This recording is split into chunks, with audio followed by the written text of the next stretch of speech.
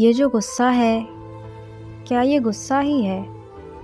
یہ بھی تو ہو سکتا ہے کہ اسٹریس ہو، تنہائی ہو، دکھ سنانے کو کسی کے نہ ملنے کی تکلیف ہو، کوئی خوف ہو، کوئی خلش، یا کیا معلوم کہ یہ معاشرے کی توقعات کا دباؤ ہو، یا پھر ان پر پورا نہ اترنے کا گلٹ ہو، یا ہر بار خود کو ثابت کرنے کی کوشش، یا پھر کسی کی دی ہوئی ذہنی اذیت۔ یہ بظاہر نظر آنے والا غصہ حقیقت میں صرف غصہ نہیں ہوتا، بلکہ تھکاوٹ ہوتی ہے۔ اگر آپ کے نزدیک کوئی ایسا انسان ہے تو اسے صرف سن لیں، بغیر جج کیے، بغیر کسی نصیحت کے، کیونکہ ذہنی طور پر تھکے ہوئے انسان پر نصیحت اثر نہیں کرتی۔